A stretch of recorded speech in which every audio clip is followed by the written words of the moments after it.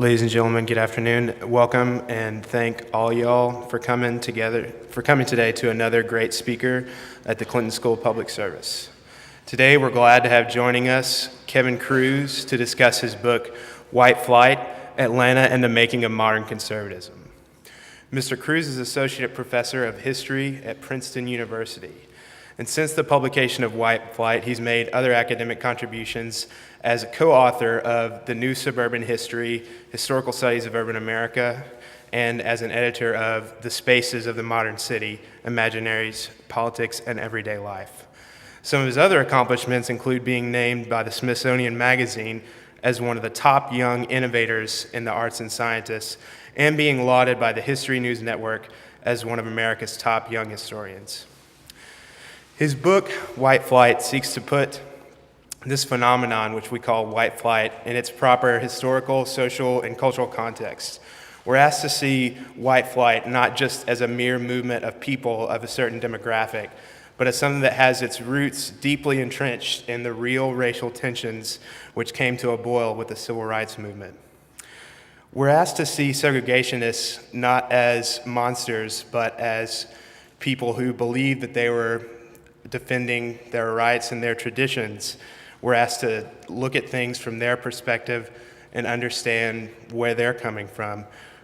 We're asked to take a long, hard look at our past and see how our present and our future are going to be defined by how well we are able to recognize the racial underpinnings of contemporary politics, society, and culture.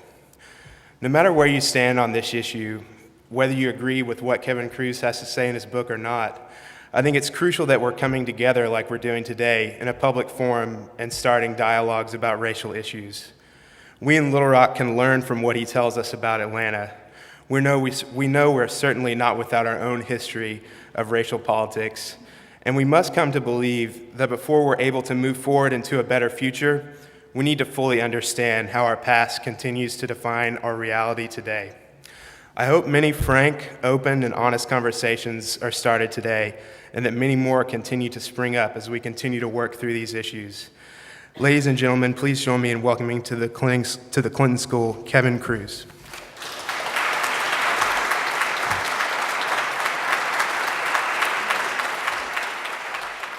The book covers white flight in a number of different spaces, ranging from residential neighborhoods to public places, parks, pools, golf courses. Schools are a prominent one that I'll talk about today. Public businesses, private businesses, things like that.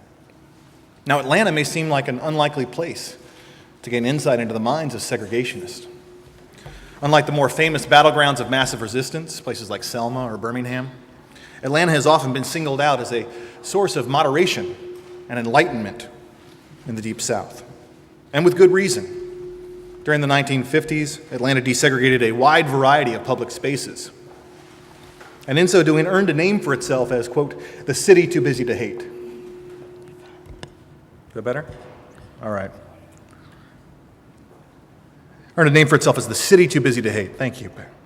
Most famously, in 1961, Atlanta yielded to court orders and desegregated 4 of its public high schools with a great deal of publicity and a total lack of violence.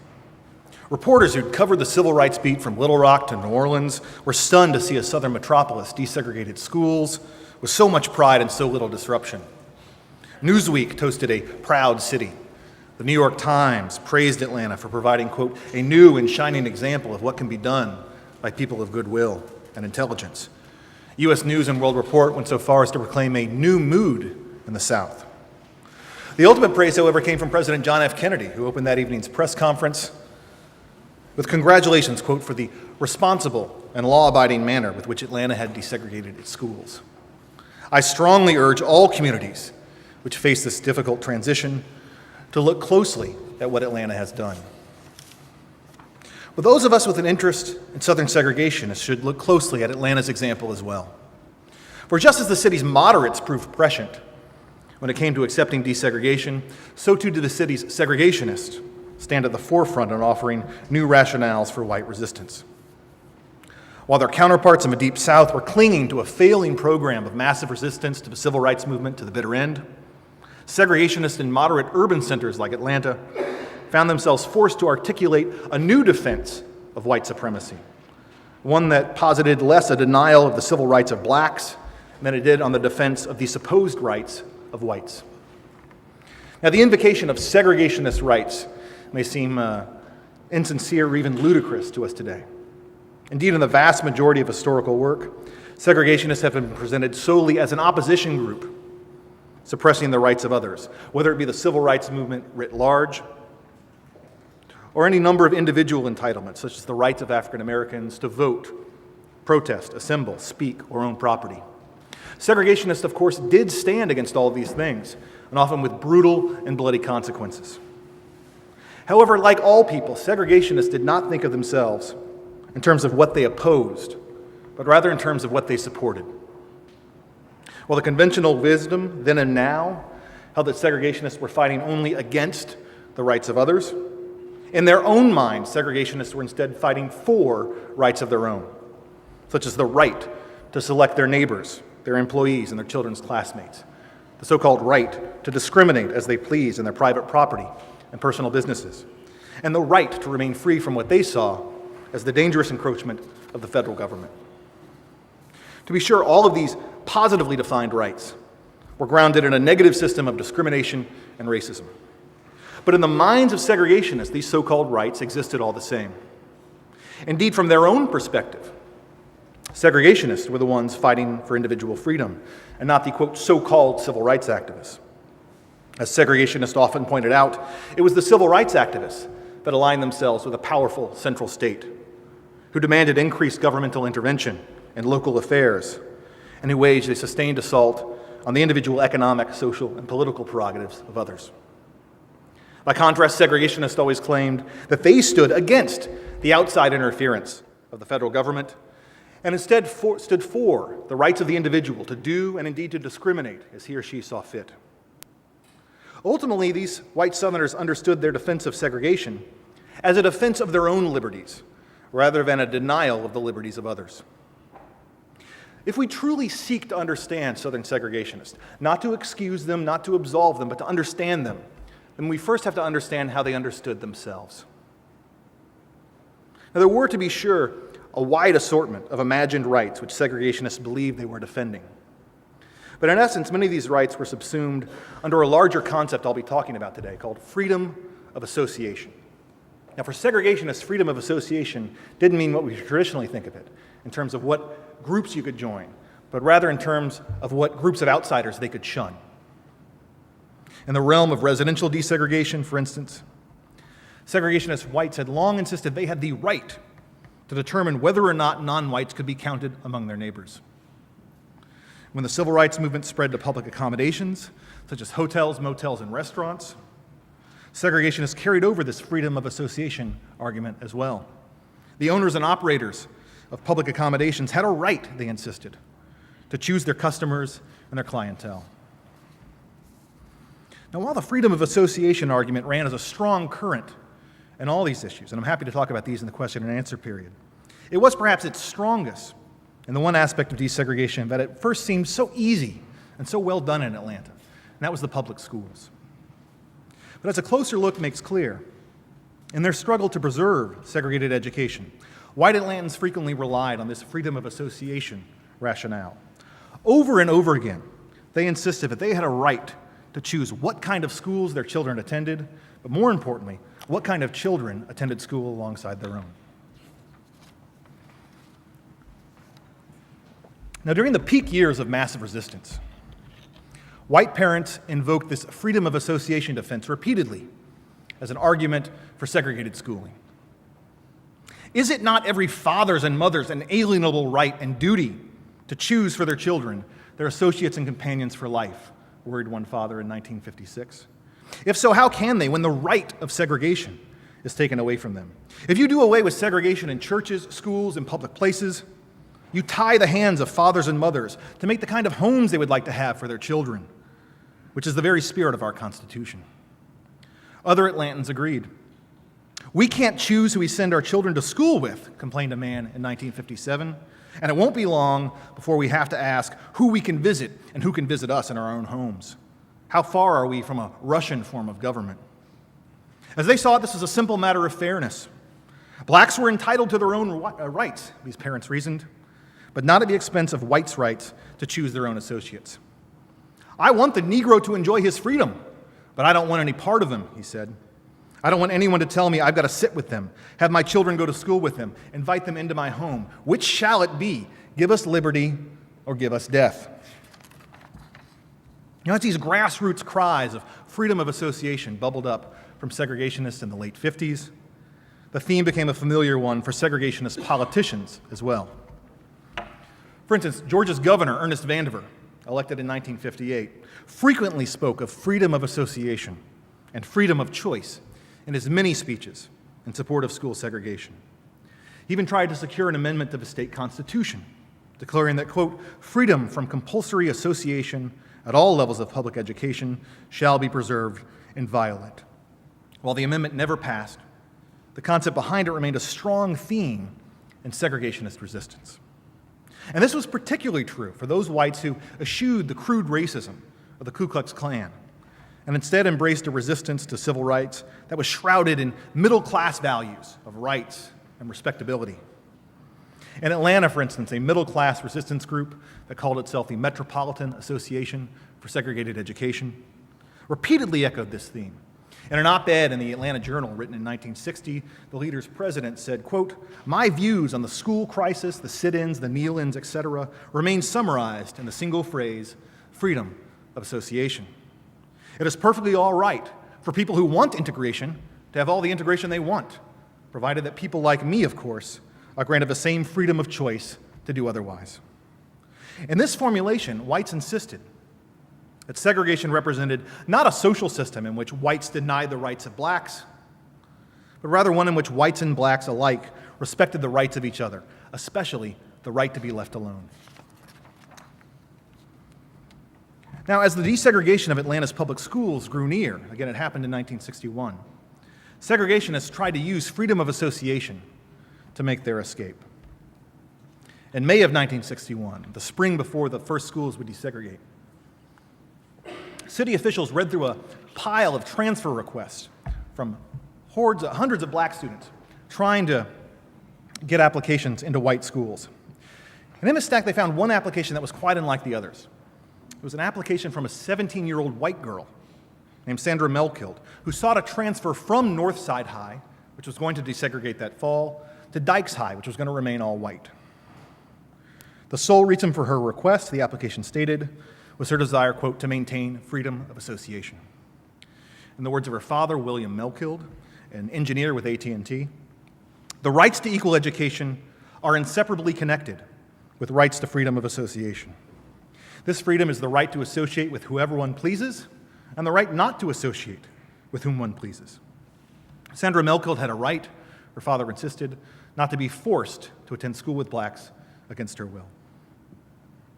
Now, the Melkild request, this one transfer request, sparked a heated back and forth exchange across the city and the state over the validity of freedom of association as a way to escape desegregation. At first, the Atlanta School Board ruled against this girl, largely because they feared setting a precedent that would let all white students transfer out of desegregated schools. The Melkilds appealed to the State Board of Education, which overruled the state board, or the local board, and ordered the transfer request to be approved. It then went to Judge Frank Hooper, who oversaw the case of Atlanta's desegregation, and he overruled the state board and denied the transfer request again. Now, notably, the judge ruled against the Melkilds, not because of any enlightened racial sensibility, but because he, like the local school board, feared that large-scale white flight would be the result. If the Atlanta Board of Education was compelled to allow a transfer from Northside High School of all the white students, he ruled, the practical effect would be to vacate the school as to all white students desiring the transfer. The remainder of the desegregated school system would invariably follow suit, he predicted, since, quote, whenever any Negro students transferred into an all-white school, that school would be abandoned by all who desired to do so. And Judge Hooper simply refused to sanction such an exodus. Now, although the judge's ruling meant that the courts wouldn't support this idea of freedom of association, segregationists did not abandon it. Indeed, at first, local school boards like Atlanta tried to adopt variations on the term to make token integration seem attractive to segregationists. This is where they came up with phrases like freedom of choice. Now, these freedom of choice plans, as they were known, seemed fair on paper, and that they supposedly allowed all parents to send their children to schools of their choice. But a closer examination showed that in practice, such plans parceled out freedom of choice on decidedly uneven terms. White parents were generally able to keep their children enrolled in all white or overwhelmingly white schools, and thereby maintain segregated education. Black parents, however, had to petition individually for their children's transfer and overcome a complex and extended series of bureaucratic obstacles. "We've got a saying around here," said a local NAACP officer, "that it's easier to get into Yale than it is to move from one public school to another inside Atlanta." In time, however, pressure from the courts and civil rights activists alike weakened the school board's ability to use freedom of choice as a means of a ruse for maintaining segregated schools. In 1964, the Atlanta Board of Education responded to pressure from the federal courts and greatly accelerated its plans for integration for the upcoming school year. For the first years of this freedom of choice system, black students have been confined to dangerously overcrowded schools, even while significant space remained vacant in nearby white schools. Now all that would change. Transfers for black students, which had been tightly limited under the original freedom of choice approach, were now granted in great numbers. For instance, only 85 requests had been approved in 1963, but the next year in '64, the school board granted 700. The impact of these mass transfers were perhaps best seen at West Fulton High School. In 1962, just 2 black students attended West Fulton. In 1963, 9. Out of a total school population of nearly 1,200, this was the very definition of token integration. The acceleration of Atlanta's desegregation plan, however, threatened to change all that. Over half of the transfer requests granted by the city in 1964 were to West Fulton. And when school opened that fall, blacks now outnumbered whites by a slight margin. Stunned by the sudden changes, whites withdrew their children with astonishing speed. Over the first week of classes alone, white enrollment in the school plummeted from 607 to 143. White flight could be even starker in elementary schools. In 1965, for instance, the Atlanta School Board announced that black children will be allowed to enroll in the all-white Kirkwood Elementary School. Kirkwood had 600 vacant spots. The nearby all-black Whitford Avenue School was 700 over capacity. They were teaching children in janitors' classrooms, in the hallways, in the faculty lounge. So they announced that black children would be allowed to enroll in Kirkwood Elementary. But white children there would be granted a way out. They would be allowed to maintain freedom of association and transfer to other, still all-white elementary schools. As an added insult, white teachers were allowed to flee as well. The results were dramatic. On the Friday before the first black children were set to arrive, there were still 470 white boys and girls enrolled at Kirkwood Elementary, and a full slate of white teachers and staff. When black students showed up the following Monday, they found 7 white children in the building, with only the white principal remaining from the entire staff. As it became clear to all sides of the segregation struggle that this freedom of choice approach would not keep racial changes from coming to the public schools, white parents looked for new ways to maintain freedom of association for their children. For many parents, private schools emerged as the most attractive alternative. Now, in truth, private schools have been serving as a segregationist refuge for years now. Long before the actual desegregation of Atlanta's public schools, in the late 1950s, whites now flocked to the city's private schools. One prestigious academy, for instance, saw its enrollment increase tenfold, from 100 students to 1,000 students in just 4 years. The headmaster appreciated the reasons why. In all candor, he confided to a reporter, the segregation-desegregation struggle gives great impetus to the development of private schools like this. When the NAACP lawsuit for desegregation of the public schools was delayed a year, he said, we had 40 cancellations that same week. But as desegregation of the public schools became ever more likely in the eyes of white parents, they moved their children to private schools in record numbers. In 1959 alone, for instance, one private academy tripled its enrollment. A second registered 1,000 students, an all-time high, and had to turn away 1,600 more. Now, as Atlanta's public schools began to desegregate in the early 60s, Private schools realized rather uncomfortably for some, but they were now the last bastion of segregated education in the city of Atlanta. Nowhere was this unease more keenly felt than in the prestigious private academies with religious affiliations. During the late 1950s, religious leaders and educators had stood at the forefront of Atlanta's moderate coalition in counseling the calm acceptance of court-ordered desegregation to public schools. Through a pair of forthright ministers' manifestos, a series of Sunday columns in the Atlanta Constitution, and countless sermons to their own congregations, these churchmen had taken a principled public stand for the acceptance of desegregation in public schools. Suddenly, in the early 1960s, these same religious leaders found themselves confronted with the same situation in their own still segregated institutions. Wrestling with this problem publicly and painfully, many found it hard to practice what they had quite literally been preaching. Now, some quickly moved to correct the problem. Roman Catholic schools, for instance, made it clear they wanted no part in preserving segregation. Archbishop Paul Hallinan announced in 1962 that he would aggressively press for the desegregation of all 18 elementary and high schools under his jurisdiction. And importantly, this included not just the schools in Atlanta, but other ones in the diocese and places that did not have desegregated public schools like Athens and Marietta.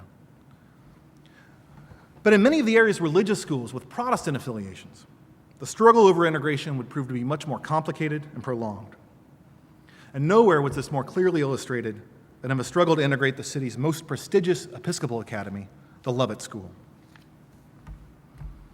Now, the Lovett crisis, as it would forever be known in Atlanta, began innocently enough in August 1962. On a flight into Atlanta, Reverend John Morris, a liberal Episcopal priest, found himself sitting across the aisle from Coretta Scott King, and he engaged her in conversation. She asked about Lovett, he said, whether it was segregated. I knew of no policy, but I promised to inform her about it later. In the end, he could find no official policy in place at the school, one way or the other. Lovett had never taken a stance on being segregated or integrated. But Reverend Morris knew well that throughout the past decade, the Episcopal Diocese of Atlanta had repeatedly come out against segregated education and the forces of massive resistance. Now that massive resistance had been defeated in Georgia and the public schools in the city of Atlanta had begun to integrate, it only seemed logical to him that the private schools associated with this liberal diocese would do likewise. Therefore, Reverend Morris told Coretta Scott King that Lovett would apparently admit children of all races. And so she and her husband submitted an application for their son, Martin Luther King III. Despite the diocese's past struggle against segregation, the King's application sparked considerable controversy, both in the school and in the larger church. After a great deal of public embarrassment and private deliberation, the Lovett trustees sent a curt letter to the Kings in February 1963, informing them that the academy would not admit their son. In response, local activists launched an intense protest campaign, urging church leaders to heed their own advice and accept school integration in the institutions they controlled. But rather than submit to pressure, the diocese dug in its heels. Over the next months and indeed years, the Lovett crisis steadily worsened.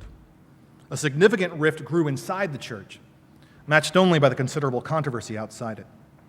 Local Episcopal priests picketed outside Lovett and even went on hunger strikes on the lawn of the Cathedral of St. Philip.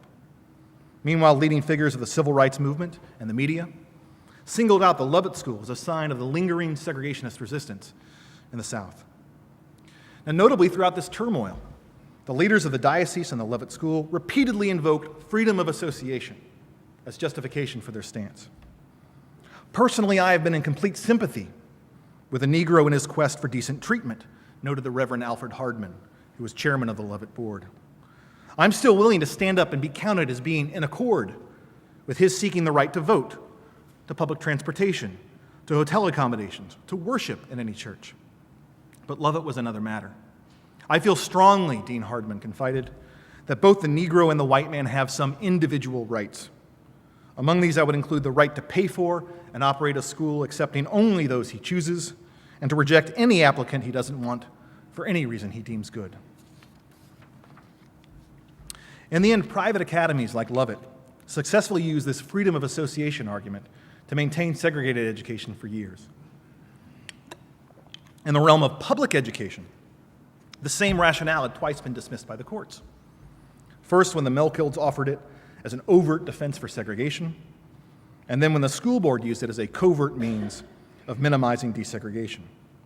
But private schools, however, were outside the jurisdiction of such courts, and they remained free to discriminate. And so for those select whites who were willing and able to pay for the privilege of freedom of association, segregated education would remain a legally acceptable and indeed a socially attractive alternative. For those who could not, however, they resolved that there was only one remaining way for them to secure their supposed rights, and that was abandoning the public school system altogether. Indeed, as the degree of actual desegregation in Atlanta's public schools increased over the 1960s, whites steadily fled from the public schools. By 1970, white enrollment in the school system was already down to just half of what it had been at its peak 7 years earlier in 1963. Whites and blacks had been equally represented in the 1965 school year, but black students outnumbered whites by margins of 2-1 in 1969 and 3-1 in 1971. And in individual schools, it's important to remember, the racial imbalance was even more acute than those ratios suggested, since most of the city's students attended schools predominantly of one race or the other. As late as the 1969-1970 academic year, only 20,000 students in a system of over 100,000 attended schools that were classified as desegregated. And the bar for considering schools desegregated had been set incredibly low. It merely needed to have at least 10% black and at least 10% white. And even then, only 34 schools out of a total of 117 were classified as such. Frustrated by white flight, school officials threw up their hands. Benjamin Mays, the black head of the school board, said, "I don't know what you can do to keep white folks from being scared if you move into their neighborhood." In 1973, the local NAACP and the Atlanta School Board reached a historic compromise that many hoped would solve the persistent problems of school segregation. In this compromise, the NAACP agreed to drop its long-standing suit against the school board, one that had been going on since the 50s, and to not pursue the then controversial solution of metropolitan busing as a way to achieve racial balance. The school board, meanwhile, promised to provide greater degrees of desegregation in its schools and to offer greater opportunities for African Americans in the school system's administration. And many hoped this so-called Atlanta Compromise would stem the tide of white flight from the schools, but the white exodus only continued. In 1973, when this compromise was struck, whites still made up 23% of the total enrollment of the public school system. By 1985, however, that figure had fallen to 6%. By 2002, the overwhelmingly black character of Atlanta's public school system was unmistakable. Of the city's 93 schools, 54 had 1 or 2 white students enrolled. Another 21 had no white students at all. In other words, 80% of the city's public schools had 2, 1, or no white students enrolled. Now, one of the primary causes of lowered white enrollment in the city's public schools, of course, was the larger pattern of white flight to the suburbs. Now, white flight to the suburbs is a mean of preserving freedom of association, not just in the schools, but in a larger panoply of areas, have been strong and steady since the demise of massive resistance. In 1960, the total white population of the city stood at 300,000. Over the course of that decade, 60,000 whites left Atlanta. Over the 1970s, 100,000 whites, half of the city's white population, left the city. Not surprisingly, the suburbs to which they fled were overwhelmingly white. In 1970, for instance, the booming northern suburban arc, Cobb County was 96% white. Gwinnett County, 95% white. The sliver of Fulton County to the north of the city was 99% white.